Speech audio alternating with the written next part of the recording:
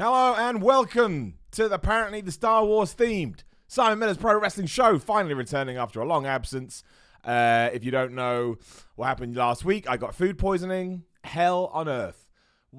Some of the illest I've ever been in terms of a day. We don't talk about that too much. Thank you very much for joining me. If you are joining me live on YouTube, just a little quick note that Thursday's podcast will be happening on Twitch. There is a link in the description below. It's just twitch.tv/Simon316. The reason it's going to happen on Raw, because I look at the title. The reason it's going to happen on Twitch is because there, as I've learned over I use my time off well, it seems, YouTube streaming and, not just having a streaming channel, but also doing on-demand videos, which we obviously do, really, really hurts your performance massively. So now I need to find a way to balance it out. So what we're going to do is Tuesday streams for the foreseeable future will be on here. Thursday streams will be on Twitch. And as I try and build an audience up on Twitch, eventually we'll jump over there all together. On-demand videos will still go up on YouTube. But yeah, I want my YouTube channel to do better. And one of the reasons it's not doing better at the moment is simply because of the streaming issue. So that's what we're going to do. So keep an eye out for that. If you could go and follow my Twitch channel and do all of that, I would massively appreciate it. And yeah, that's it. That's all I need to talk about. If you're brand new here, please hit the subscribe button, like, share. The other reason I'm worried about moving to Twitch, by the way, is the only money I make from YouTube is from super chats that we do here live on YouTube. So it's a little bit scary, but if you don't take risks, you don't get anywhere. And I do want to get bigger. So I don't really know how stuff like that works on Twitch, but we'll figure it out when we're over there.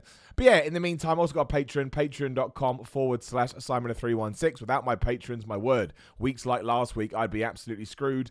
And if nothing else, yes, if you are live on YouTube right now and you want to ask a question, you have a statement, you want to call me a bald asshole, you want to do anything like that, you can do so using a super chat. As my man, non-WWE guy, has done the super chat, shout out to you. It says Simon Miller equals Betty White, protect at all costs.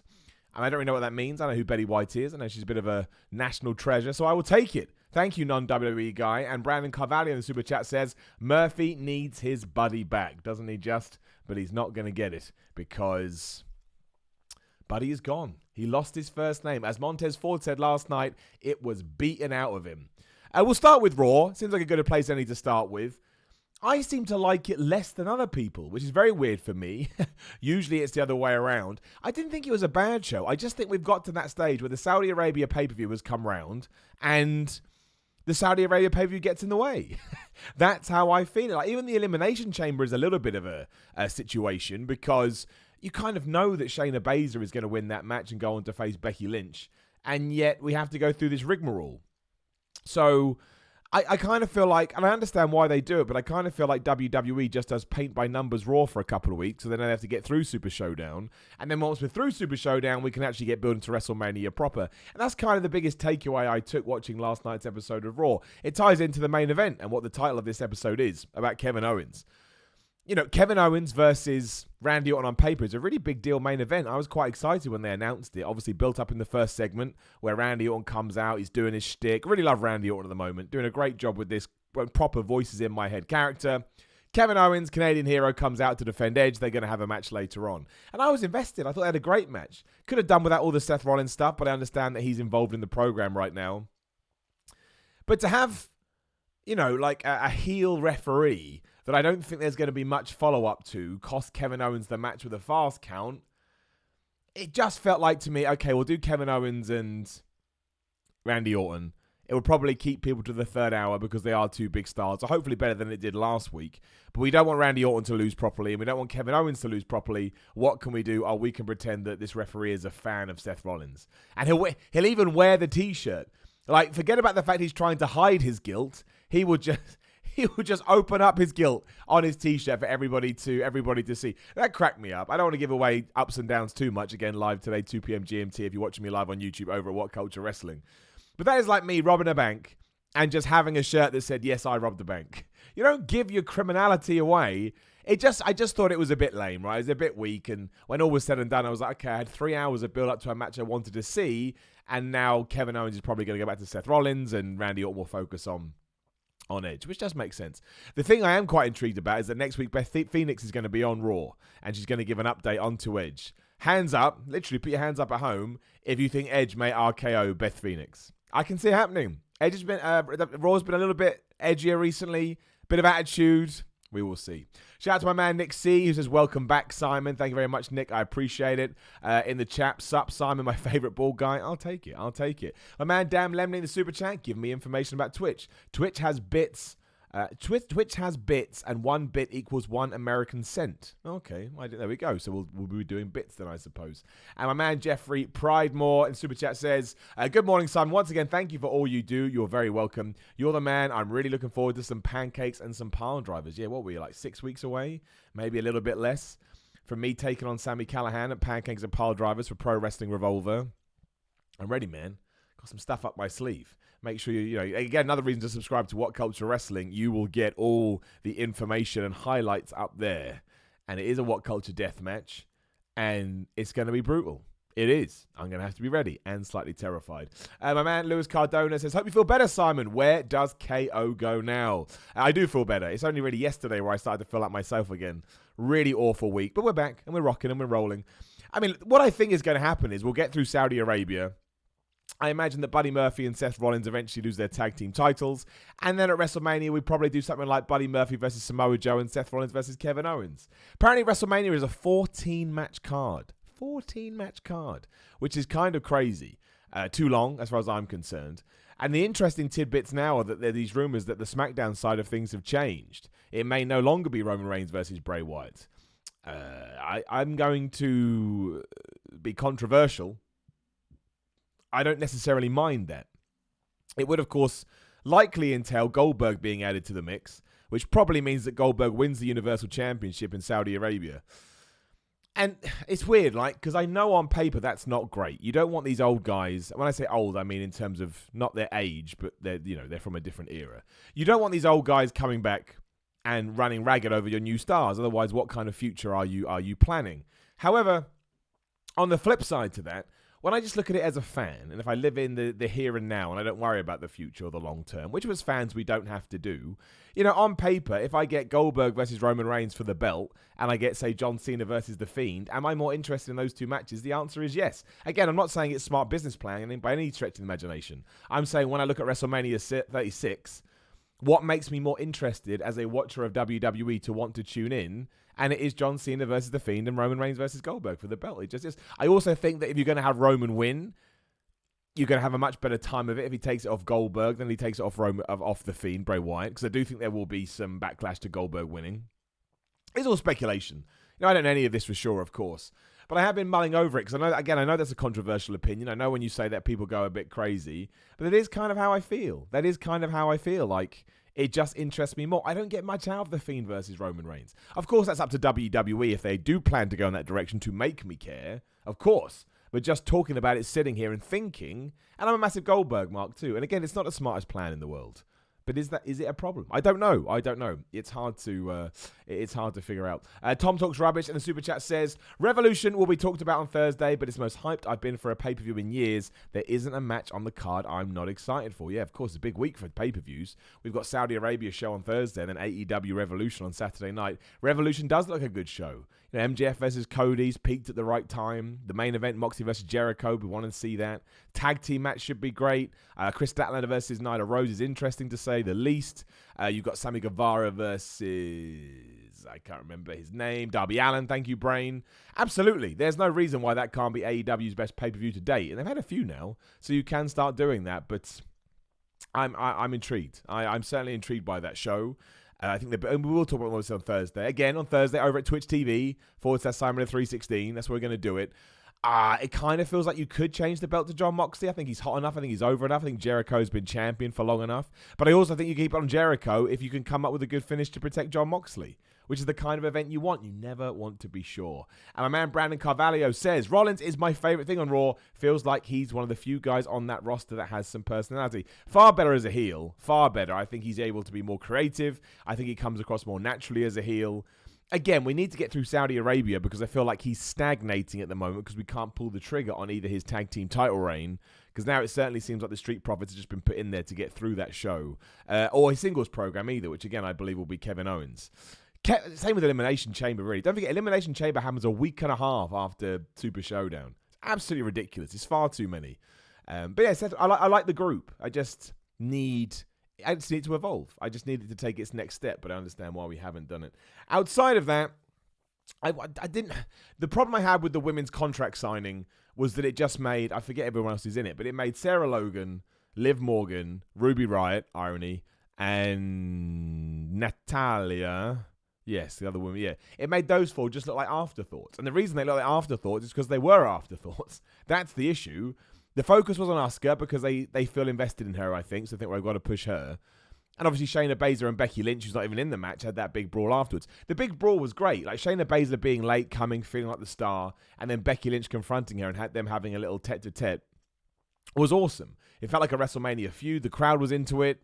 Kind of want Shayna Baszler to win because I think it'll make her more of a threat, and then Becky can kind of win her titles back after a long chase.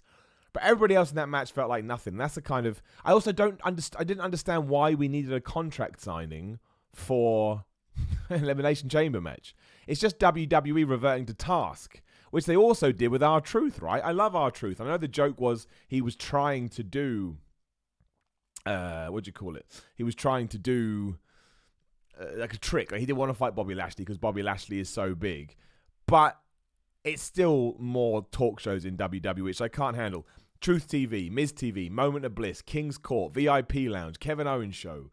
Why can't people just come out and talk? Why does it have to be themed around this idea? So that was, I think having those two segments so close together, it just kind of screamed of, what WWE falls back to sometimes. The same with the Murphy versus Angelo Dawkins match. I was quite up for that. I thought that's something different. We don't see that all the time. And it just ended after a minute when Seth Rollins attacked him. I was just like, man, the DQ, much like the roll-up, is over-relied upon. And after a while, you do subconsciously and consciously start to notice it. And I do think you check out a bit. So, that was that was interesting. Love the Drew McIntyre interview. I thought the Drew McIntyre interview was perfect. We've kind of had him goofing around the last few weeks, establishing himself as this babyface character, which has worked. But now it was just a classic sit-down interview where he talked about being fired, he talked about 3MB, he talked about winning the championship and his hopes and his dreams and his goals and his failures and his successes. Just made it come across like a real guy. That was the key. Drew McIntyre felt like a real guy. He felt like a guy that you wanted to root for. So, yeah, big fan of that. And I love the fact we're going into an AJ Styles versus Aleister Black program. Interesting, because the rumor has been that the Undertaker is going to be at the Saudi Arabia show, and that's when they're going to pull the trigger on those two, because apparently they're going at it at WrestleMania. But obviously the Aleister Black match is confirmed for Monday. So I think I'd rather hold off on the Undertaker for now. WrestleMania is still ages away. I don't think you need to start it. And I take a mini Aleister Black AJ Styles feud. The problem being, if the Undertaker's going to be injected into an AJ Styles thing, that probably means he beats Aleister Black. I'm not 100% sure how I feel about that. I don't think that's the time to beat Aleister Black at all. But we'll see. At least he's going into a program. And I like the fact they redid Eric Rowan versus Aleister Black. I liked that match last week. I liked it this week. There's just something entertaining about it. I don't know what it is. I just get a kick out of it. Explain that. I need to know what's in that cage, though. 4 months. 4 months of not being told what's in a cage is too much. Because the expectation is now too high. There's nothing you can pull out of there that is going to satisfy everybody. It's a bad move. It's a bad move, that cage. My man Brandon Carvalho says the Fiend should lose the belt because of a Money in the Bank cash-in. That's already happened, has it not? Who the hell was Money? Oh, Brock Lesnar was. Boombox Brock. We can't do it, Brandon, man. I mean, it would be good if we could, but yeah, it's gone.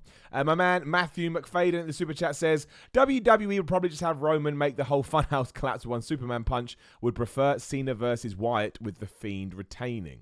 Oh, so you've still got him with the title. I'm pretty sure they're dead set on giving Roman Reigns the Universal Championship at WrestleMania 36, which would, of course, see Bray Wyatt lose it at some point. However, I think Bray Wyatt losing the championship and then beating John Cena, if that does happen, and again, it could go the other way, there's always that risk, I don't think is the worst plan in the world. And I know a lot of people don't agree with me. And that's okay. You don't have to agree with me. But I've been pondering on it a lot. And, yeah. Tom Talks Robinson Super Chat says, having Mox lose on pay-per-view, then win on TV to a big uprate. I don't know what a big uprate is. But you can have John Moxley lose. It all depends how he loses, right? I think we've seen a lot of that recently. I mean, look at Humberto Carrillo versus Angel Garza on Raw. Highlight of the show. Absolutely awesome. Angel Garza is just brilliant. He's hilarious. When he kissed Charlie Caruso on the hand and she was like a kid that just got ice cream. And when he takes his pants off. I don't know why I enjoy him taking his pants off so much. It's because he's so proud. And all he's done is taken his pants off. He's just stripped down naked. He's taken his clothes off like we do every day, but he feels like he's achieved the world. I love him. I think he's great. And that match was really, really cool. You know, the only problem now is that Humberto Carrillo, or I should say Angel Garza, in the short time he's been on Raw, has been able to sort of make more of an impact than Humberto Carrillo has after, the last 6 months, which is a shame.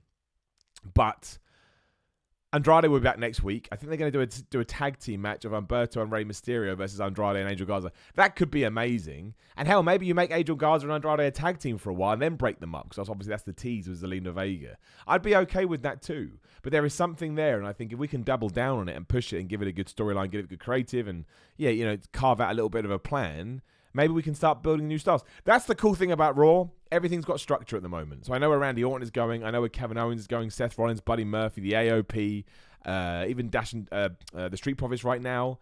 You know, everybody has kind of been slotted into their lane, and you kind of know what to expect each and every week, which is what you want. You don't just want things to chop and change all the time, because that gets really confusing. So Raw is far easier to watch nowadays, but of course there's always going to be a few things where you go, meh, preferred that to this, and so on and so forth.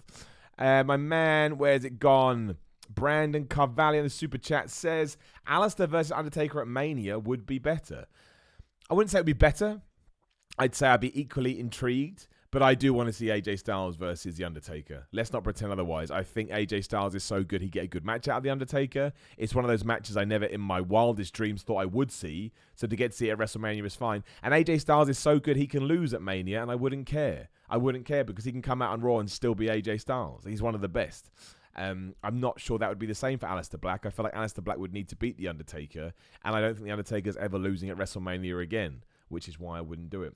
My man Sean Gearhorn in the super chat. Good to see you, Sean. Hey, Simon, glad you're feeling better. Me too, bro. Trust me, me too.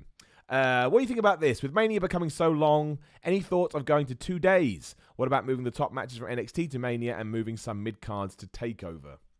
The only problem I have with 2-day WrestleMania is that I don't think WWE would then do 2 3-hour events. I think they would do 2 8-hour events, and that would be too much, and it would kill me. So I'd like it to stick to one. I mean, a 14-match card is going to go a long time. And I like the fact that WWE wants to get everybody on there, but I also miss the days when matches felt super important because there were so few. So ideally, I'd go back to that. I'd also keep NXT separate from it. I know we're going to get the NXT title, Rhea Ripley versus Charlotte Flair, but that's kind of like a cool twist. But I think I don't think the NXT matches would ever get the same amount of momentum as the quote-unquote main roster would. And I think that only harms NXT. I think they do fine by themselves over that weekend. So it should be fine. Although it not really ties in, but talking about overkill, apparently there's going to be 3 elimination chambers at the Elimination Chamber. You get SmackDown men, SmackDown women, and Raw women. That's too much. I don't mind 1 men, 1 women like the Rumble. I think that's fine. I think also you can come up with different ideas.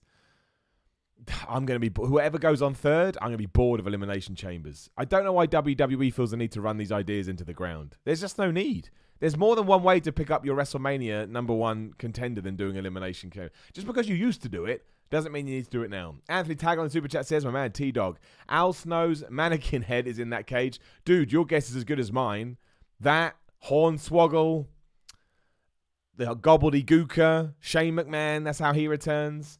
Who flipping knows? My man Dan Lemley in Super Chat says, I'm okay with Bray losing to Roman. I just don't want Goldberg to win the belt. I think a lot of people think that. I can't tell you why I don't mind. I mean, I'm a big Goldberg fan, although I understand the criticisms as well. I just think Roman Reigns beating Goldberg for the title is going to get a better reception than him beating Bray. I think that's what... So if Bray's going to lose it anyway, you may as well pull the trigger now and save yourself some heartache down the line. And I think, again, like I say, I think they are dead set. I think no matter what the scenario is, Roman Reigns enters April 2020 as the Universal Champion. I think the WWE felt like they've held off long enough with him, kind of balanced the books a little bit. It is in Florida, which I believe is where Roman Reigns is from. I could be wrong. I'm pretty sure he's from Tampa. I don't know. So hopefully that will get him a good reaction. I want him to get a good reaction. And I don't mind Goldberg being at Mania. I don't know. I'm just speculating. It could be absolute bollocks. I understand why some people don't want it. It feels very lazy. We'll see. Daniel Brotherton Super Chat says, the rumor is it's a spider in Rowan's cage. It better be better than a spider. How boring would that be? Oh, it's a spider. I can find a spider right now. Probably a spider under that table. Oh, don't do that. And my man Dan also says in the Super Chat, I wouldn't mind them bringing back Money in the Bank at WrestleMania. Oh, dude, you and me both, brother. You and me both. Like, I'm bored of Hell in a Cell pay-per-views where you know you're going to have a Hell in a Cell match just because, when the idea used to be that a feud was so out of control, we need to lock these two guys in there. Elimination Chambers now going to get 3 Elimination Chambers, which is too much. And yeah, Money in the Bank doesn't feel as special ever since it's got its own pay-per-view. The coolest thing was you knew that the opening match at WrestleMania was going to be Money in the Bank, and you knew you were going to get a spectacle. And it almost felt like guys were working harder to get that opportunity. I would love to go back to that. I'd love to cut down the amount of pay-per-views in the year. But we're in for a big, like this. I was ill when all this was happening, but it certainly seems like the WWE Network's about to go through a giant change, and that pay-per-views will be on ESPN Plus or that one by NBC or whatever that was going to Peacock, whatever it's going to be called, which is going to be utterly different. Like, do you stick with the I'm talking to the general you, but do you stick with the WWE Network if you know you can't get pay-per-views anymore? Do you feel ripped off? Because now you have to pay extra for pay-per-views. Is that going to help? Is it going to hinder it? Does it mean, are you happy to start paying for individual pay-per-views again if it means the quality of the pay-per-view goes up? Because the big criticisms of pay-per-views ever since they went down to $10 on the network is that you're getting a $10 quality pay-per-view. And I certainly see what they mean. Outside of the Royal Rumble and WrestleMania, I can't remember any huge moments that maybe some Survivor Series 2016 with Goldberg and Brock Lesnar. But it'd be interesting because it's really, really difficult. Like, you've been watching my podcast for free, right? As you so should. And if I all of a sudden turn around and say, oh, now you got to pay $10, you're going to feel a little bit more just off with it. You'll feel a bit negative because you'll be like, well, I didn't have to do that before, so why do I have to do that now? So it's interesting. It's interesting. My man Sid Emmeline, the super chat says, Cena for 17. Much love. So you want him to win the championship. I don't mind that. I don't mind him winning the championship. But I don't get mad at all.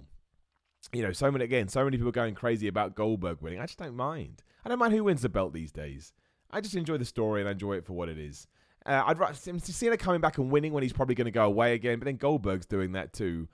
Maybe that would be a little bit much, just because then you're doubling down on. But who knows? Who knows? My man James Kenny in the super chat says, "You are the Tuesday AM Messiah. Check Patreon. I will. My Patreon is on the afternoon activities. Besides working miracles, let me know who you'd like to see as the next 2 NXT champions. Keith Lee, although I'd call him up to the main roster, but Keith Lee." And probably Velveteen Dream. I know his feud with Roderick Strong's a bit strange, but I would like to see him get a title run to prove his worth at the top. And in terms of the women, I'd like Bianca Belair to get it. And I think given her recent feud with Dakota Kai, Tegan Nox should probably put in that position as well. Because she's over, she's having good matches, she's getting better. So yeah, they would be my two.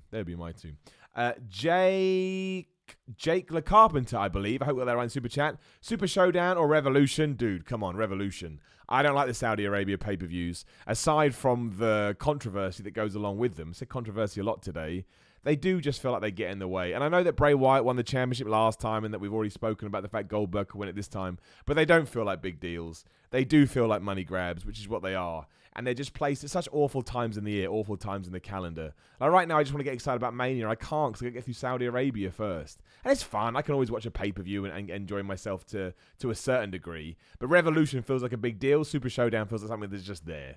And the last thing WWE needed before they made this Saudi deal was more pay-per-views. 1 a month is enough. Sometimes too much.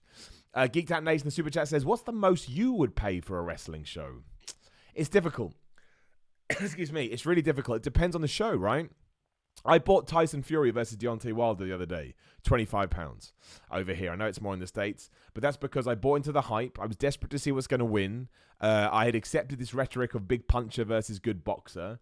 And even though Tyson Fury walloped him, I felt like I got my money's worth because I felt like I was part of an event. And I think that's what I pay for. I pay for to feel like I'm experiencing an event live. So, yes.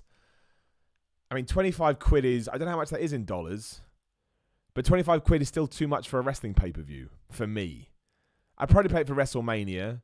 The B shows, I don't think I pay more than 15, probably more than £10, because that's what I paid for the network. It's a good question. I don't have an answer for you. I really would have to take it on a case-by-case basis. But let me know in the chat as well. How much would you pay? How much would you pay for a pay-per-view?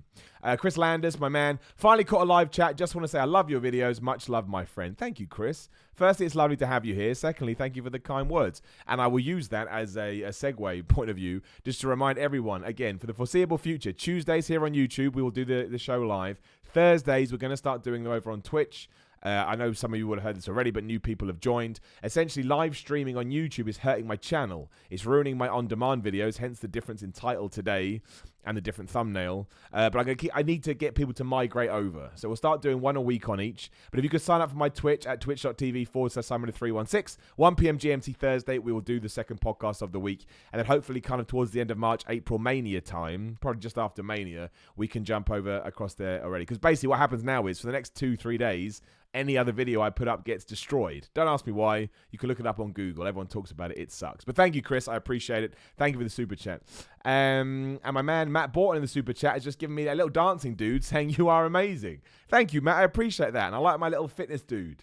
I didn't know you could do that on such on such a device. But you are very, very welcome. Thank you very much. And my man Geeked Out Nathan in the super chat said, so they did the Lana Liv storyline and just abandoned it. Very sad considering it was meant to be a big story with LGBT characters and it went nowhere. It kind of felt like they were terrified of the backlash, but I totally agree with you. Rusev has vanished from TV, not even going to Saudi Arabia anymore.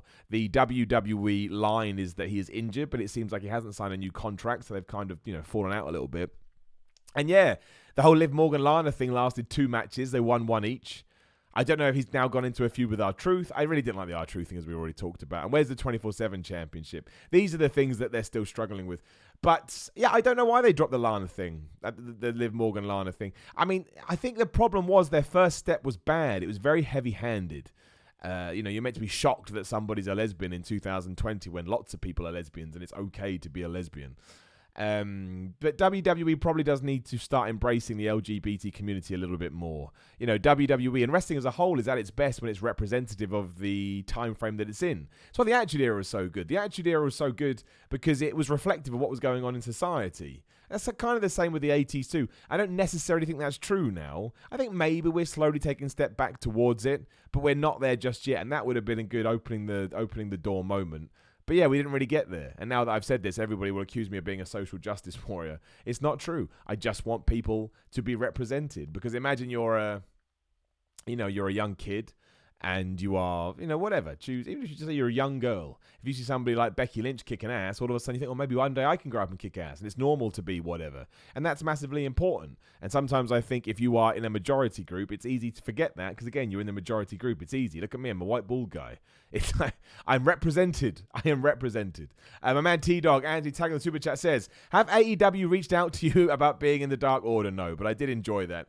If you didn't know, yeah, somebody, bless their heart, on AEW's YouTube community feed wrote that I should be in the Dark Order, and AEW responded saying only if Simon gives this an up. So I jumped on that straight away. Obviously, I would accept Evil Uno's invitation to be in the Dark Order, but as of talking, no invitations have arrived. But you never know what the future holds. Who knows what will come in the post tomorrow? Most people saying in terms of what they pay for a pay-per-view, $32, 25 quid, 15 to 20 pounds. It's hard, right? Because we're so used to the WWE network. I mean, for the last, 4 years, maybe 5, we've paid $10 for everything. And now it's going to change. I mean, I'm not saying it was a mistake from our point of view, great from a fan's point of view, but the real mistake business-wise that WWE did was give away WrestleMania for $10. WrestleMania, the Royal Rumble, and probably Survivor Series and SummerSlam should have been kept off. And I don't think we would have been in this position. And even if we were, we wouldn't feel so ousted because we'd be used to paying for those. Not that I'm going to complain about that. I'm glad to have found your channel, as I only used to watch on What Culture Wrestling and love you on here too. That's very kind. Thank you very much. Britt Baker's bad side should be called the Tooth Fairy. She wants your teeth. I don't know where you guys come up with this stuff, but it's good. What else did happen on Raw? Let me get my phone up so I can get my notes in case I forgot something. Talked about Seth and Randy and Orton. Talked about the match with the Street Profits. Again, one ridiculous, one good. Talked about R-Truth.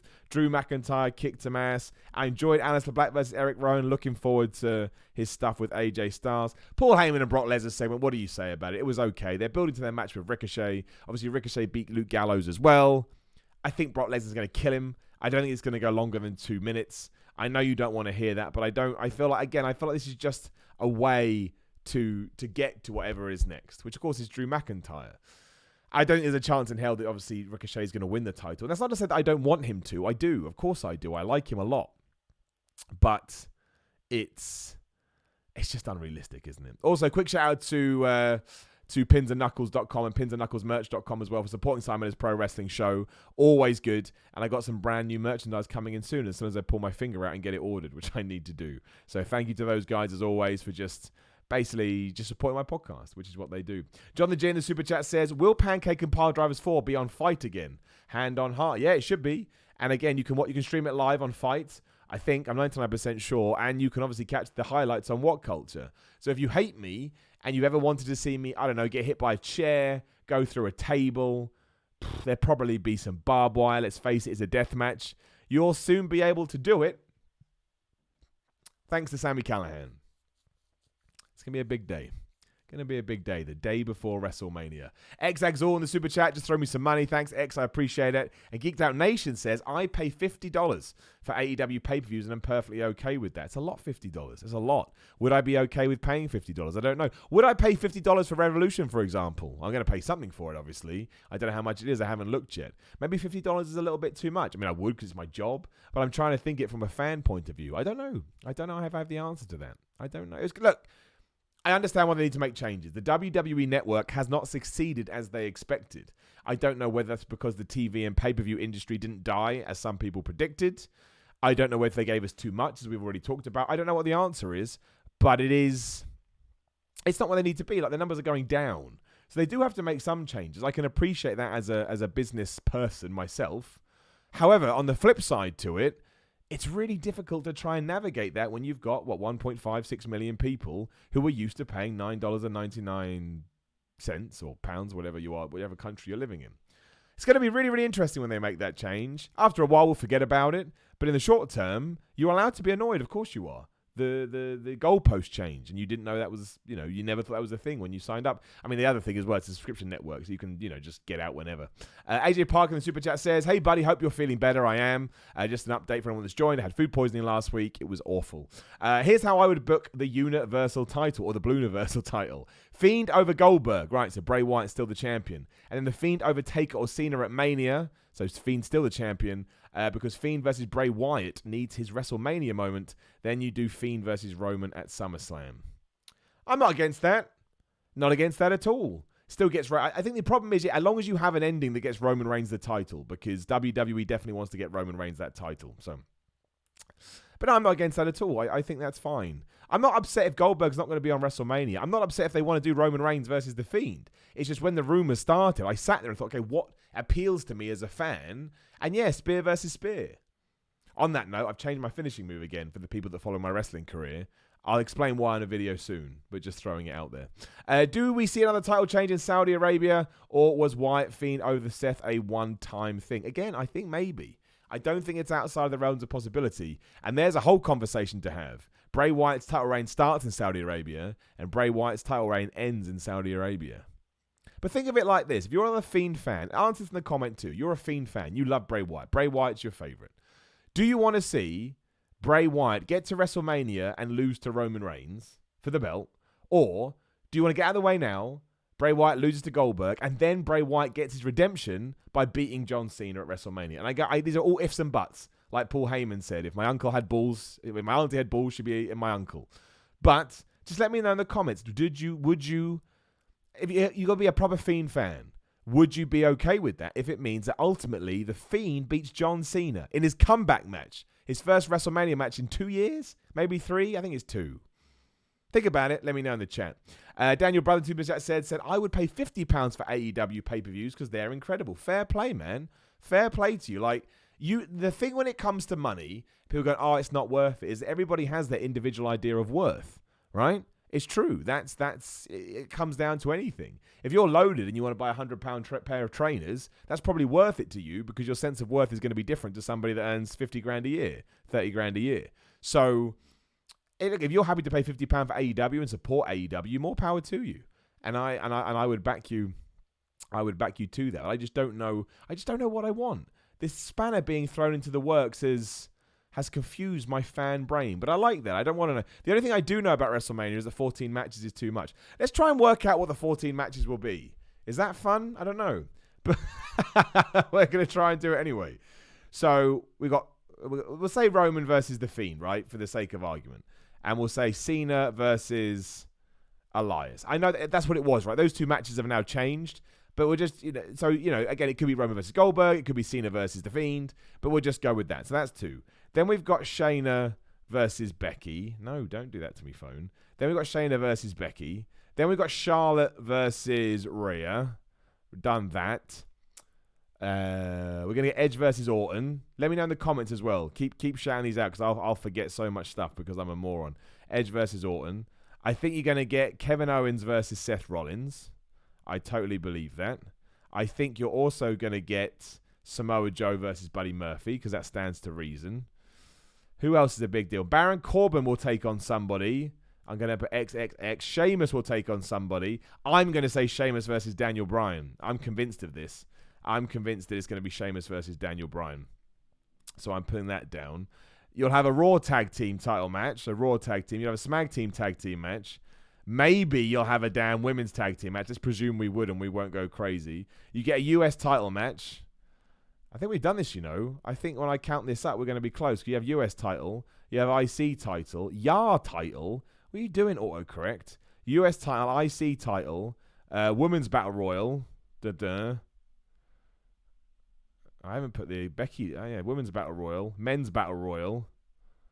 And then we got to do Bailey versus someone. Let's say Sasha. I think it's going to be Sasha. So that's 1, 2, 3, 4, 5, 6, 7, 8, 9, 10, 11, 12, 13, 14, 15. So that's 16. So I've gone 2 over. And I've got Cena versus Elias, Shayna. Oh no, 17. I've gone way over. So Roman versus The Fiend, Cena versus Elias, Shayna versus Becky, Charlotte versus Rhea, Edge versus Orton, Kevin Owens versus Rollins, Samoa Joe versus Murphy, Baron Corbin versus someone, maybe not. Sheamus versus Daniel Bryan, maybe not. Raw Tag Team match, SmackDown Tag Team match, Women's Tag Team match, US title match, IC title match, Women's Battle Royal, Men's Battle Royal, Bailey versus someone, probably Sasha Banks.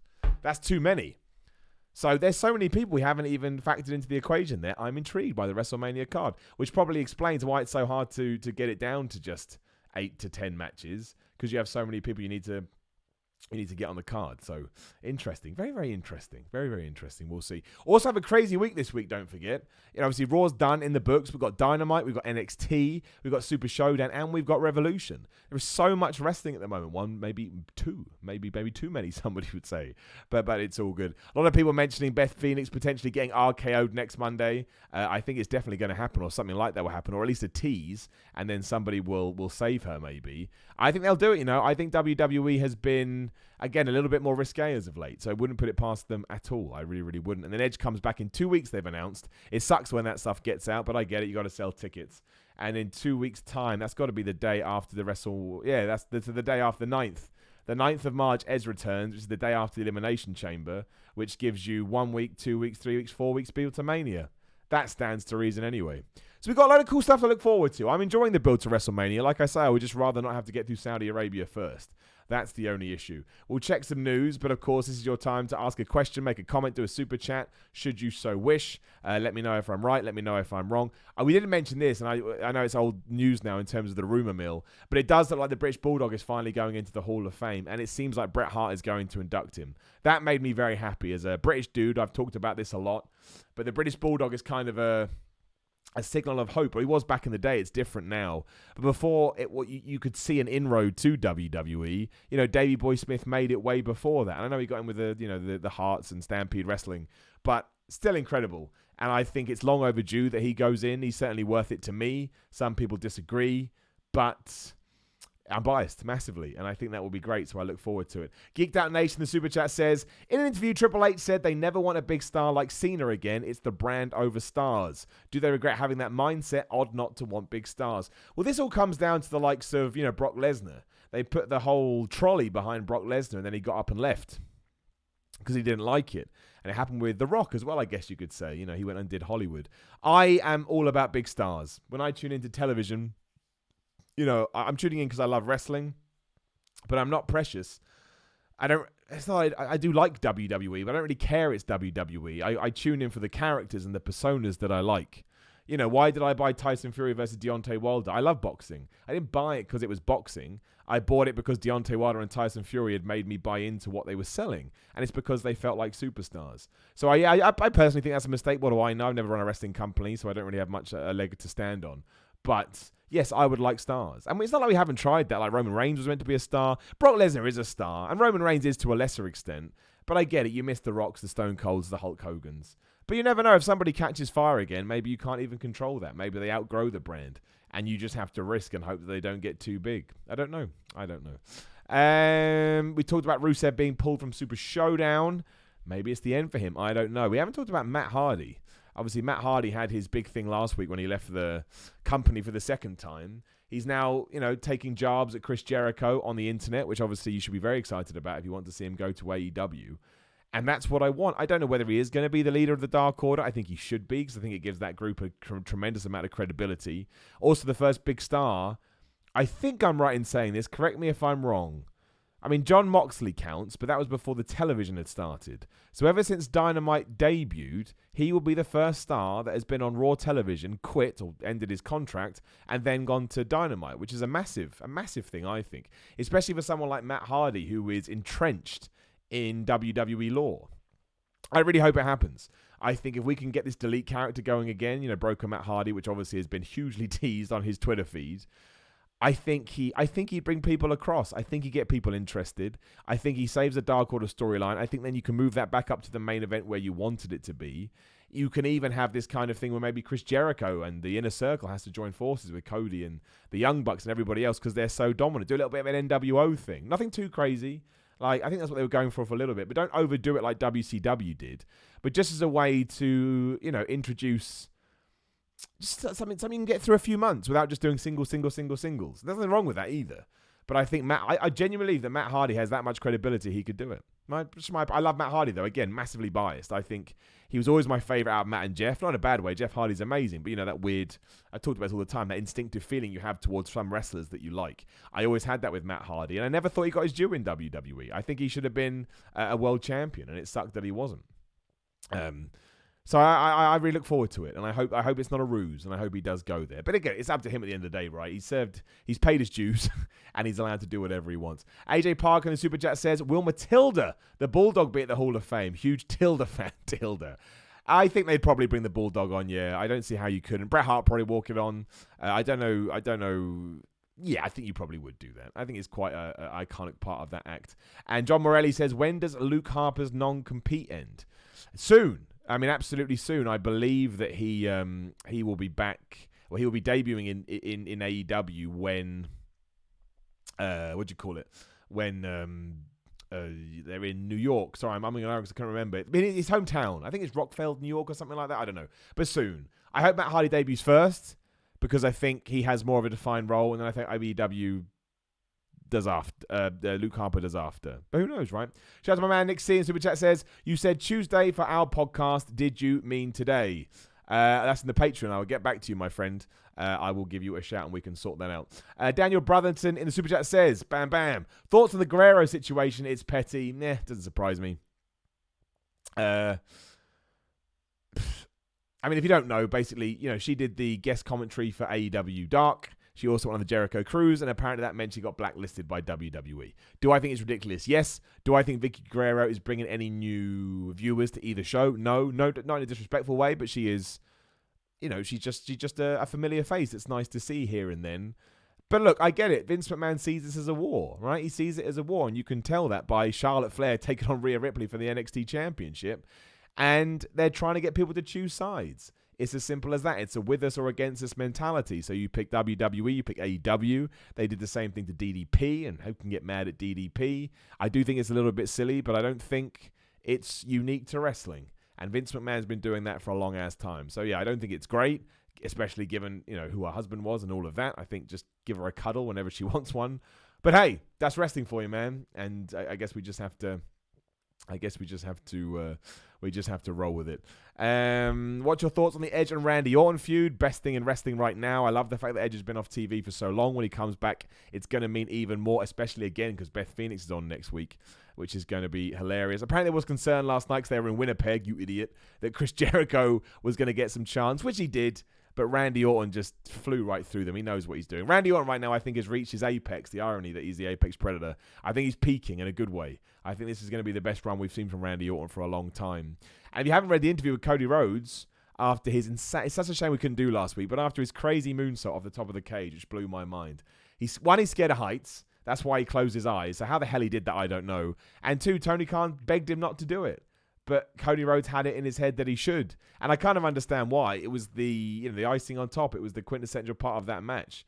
But absolutely crazy. What a cage match that was. It was so good. I've done a video for it on What Culture, which you can look out for soon. And I love WWE and I love AEW, but that reminded me why I love cage matches so much. That was the key. And I think WWE's watered them down so much recently. Like, Shane McMahon winning because he falls out of his clothes. Whereas this was a guy doing a moonsault from the top because he was so desperate to beat this big, burly dude to get a match with his other opponent, MJF.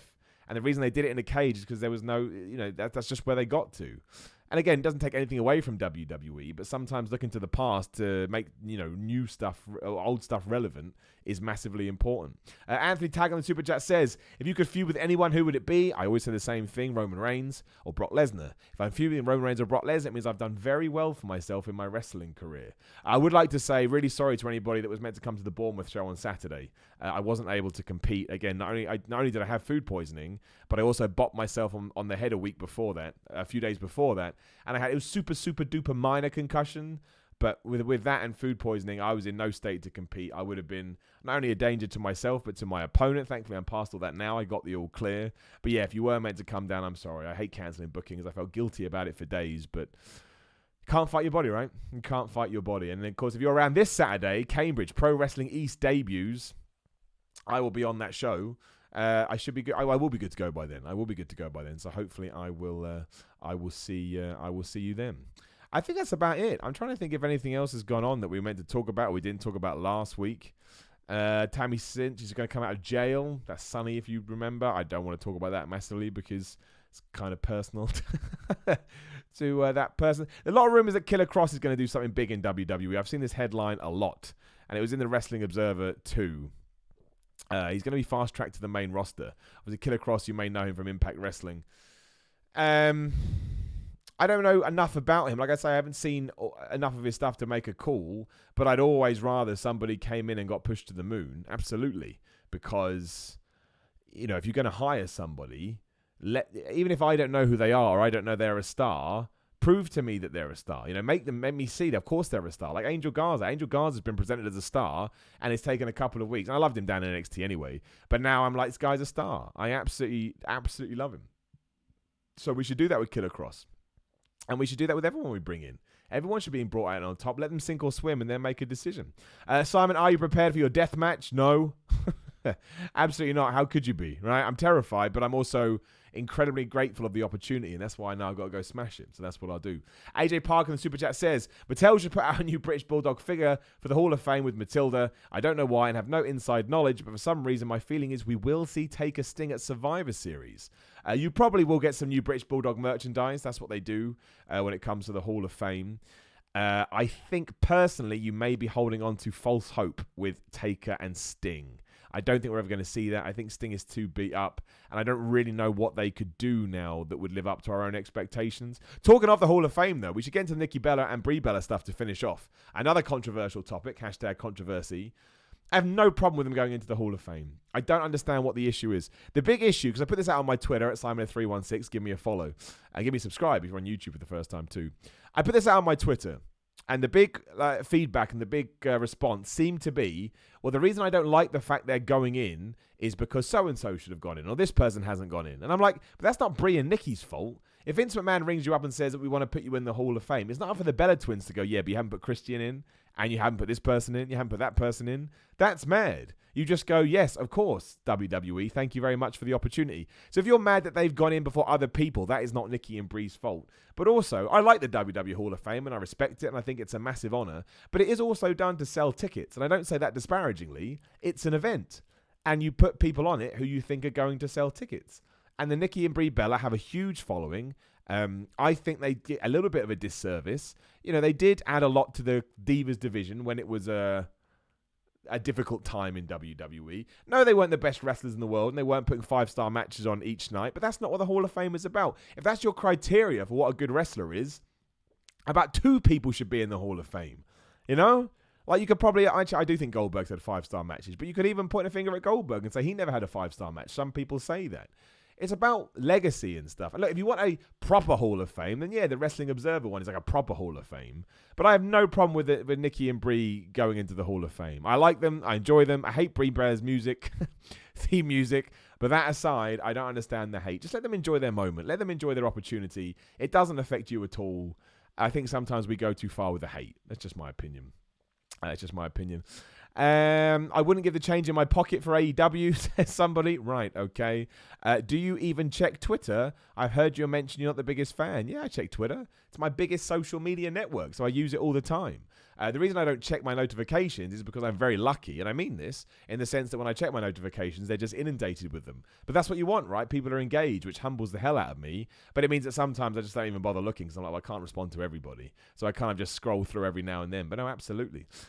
Bull, right here. Goldberg is a 5-star character, though. Exactly. And you engage with them, and you love them. And trust me, I've seen people look up to Brie and Nikki Bella as if they're the biggest stars in the world. And sometimes that's more important, especially when it comes to professional wrestling. Just my two things. I know it's not going to make any difference. People are still going to be mad about it, but I don't. I really don't mind who goes in the Hall of Fame. I think it's all good. As long as people are happy, that's the main thing. I think that's that. I'll do one last check for news. Ever since that time, as I always say, that Paul Heyman and Eric Bischoff got put in the Hall of Fame. That's Hall of Fame. Got brought back, and I was like, damn. And we were doing a podcast, and I could have done it had I just done it. I don't think so. I think that's pretty much it. Hey, it's a good time to be a wrestling fan, right? If you're into content, you got a load of it this week. And sometimes the Saudi Arabia shows are fun. Do you know, when Shane McMahon won Best in the World, right? It was awful, and it was the worst booking ever, but it was also hilarious, right? I cracked up on Twitter, and we cracked up together, and I thought that was good. Sean Gilhorn Super Chat says, Hall of Fame card is kind of stacked this year. I'm surprised each of the top 3 could headline. It's true. NWO could headline, Batista could headline, British Bulldog could headline, maybe to a select few. And yeah, the Bella Twins could headline. It is, I think, because last year they struggled to sell tickets. So now they're like, okay, we've got to go back to the big headliners, which they are. I say fair play to all of them, and good luck to all of them. No one likes it when I say this, but they do all bust their ass. People want everybody bust their ass. All right, well, then put everybody in the Hall of Fame. It's a nice day for them. It's a pat on the back. And the other one is people say, it's not soon, it's too soon. Who cares? Edge is in, and Edge is still wrestling. Goldberg's in, Goldberg's still wrestling. Batista only retired last year officially, and he's going in. I don't think we need to worry about that.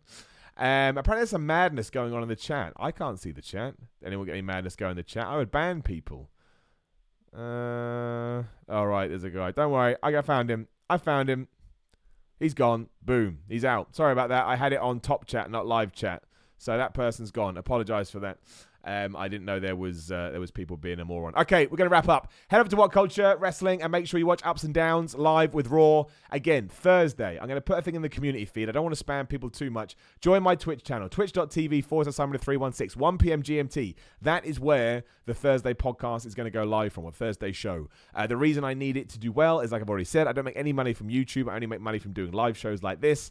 But it is affecting the channel, which I would like to grow. So I'm kind of stuck between a rock and a hard place. So I'm just going to take a risk. But Thursday, 1 p.m. GMT, over on Twitch. That's where I'll be. I'm terrified no one's going to watch, but we'll do our best. Shout out to AJ Parker to finish the super chat. Says, can we please push Elias? I see shades of Macho Man. Well, he's definitely getting a push.